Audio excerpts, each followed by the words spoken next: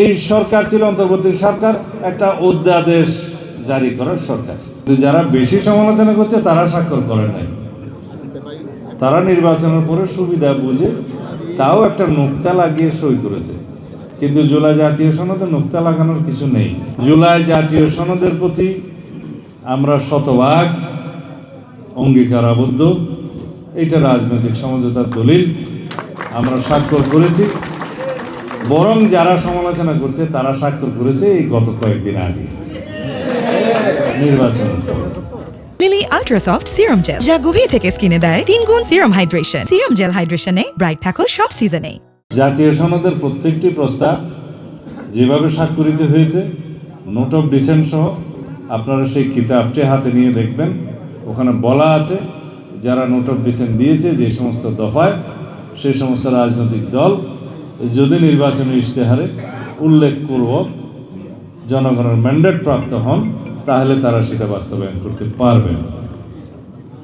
ইতি মাননীয় প্রধান উপদেষ্টা এবং অন্যান্য উপদেষ্টা যারা এখানে সংস্কার করে জাতীয় ঐক্যমত্য কমিশনের সদস্য ছিলেন, তাদের মধ্যে পরে কেউ কেউ উপদেষ্টা হয়েছে, তারা সবাই স্বাক্ষর করেছে। রাজনৈতিক দল সমূহের মধ্যে অধিকাংশ স্বাক্ষর করেছে। 4টি দল স্বাক্ষর করতে পারেননি বিভিন্ন কারণে, পরে তাদের মধ্যেও 2-1টি দল স্বাক্ষর করেছে। কিন্তু যারা বেশি সমালোচনা করছে তারা স্বাক্ষর করেন নাই। তারা নির্বাচনের পরে সুবিধা বুঝে তাও একটা নোক্তা লাগিয়ে সই করেছে। কিন্তু জুলাই জাতীয় সনদে নোক্তা লাগানোর কিছু নেই। ওটা যা আছে তা হয় সই করতে হবে, অথবা যদি রিজার্ভেশন থাকে সেটা তাদেরকে বলতে হবে এই কারণে আমরা সই করতে পারলাম না। একদিকে বলবে আমরা স্বাক্ষর করেছি, আরেকদিকে বলবে আমরা স্বাক্ষর করেছি তবে বলেছে যে হ্যাঁ আমরা ওই ধারাগুলো মানে। তো অনেক কথা যারা বলে। আর যারা এখন বিরোধী দল, বৃহৎ বিরোধী দল, তারা বলছে জনরায় অনুসারে জুলাই সংবিধান সংস্কার পরিষদের সদস্য হিসেবে শপথ নিতে হবে, দেরিতে হলেও নিতে হবে। কিন্তু বক্তব্য হলো এগুলো গায়ের জোরে। আমরা এই পর্যন্ত সংবিধান মেনেই এই পর্যন্ত এসেছি এবং সংবিধান মেনে চলছি। আমরা তো জুলাই জাতীয় সনদকে অস্বীকার করি না। জুলাই জাতীয় সনদের প্রত্যেকটা শব্দকে, অক্ষরকে আমরা ধারণ করি এবং আমরা সেটা প্রতিশ্রুতি দিয়েছি, জাতির কাছে অঙ্গীকারাবদ্ধ হয়েছি, আমরা সেটা বাস্তবায়ন করব।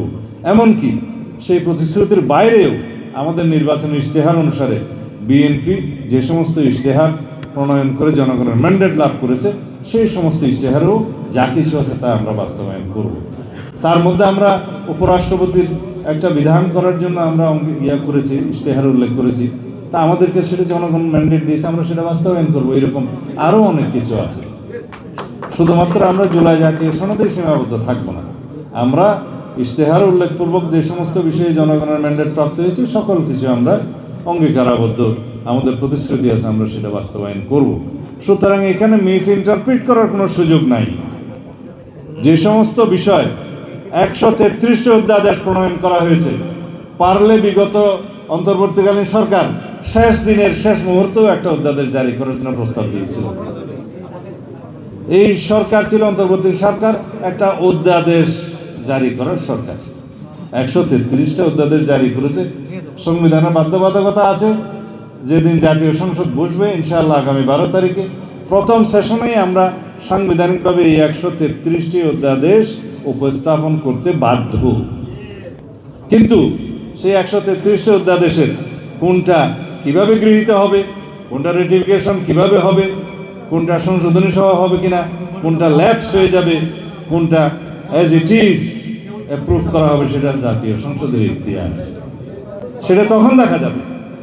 কিন্তু আপনারা সবাই জানেন ওর বাইরে আরও একটি আদেশ জারি করা হয়েছে। সেই আদেশটার নাম হলো জুলাই জাতীয় সনদ উইদিন ব্র্যাকেট সংবিধান সংস্কার বাস্তবায়ন আদেশ।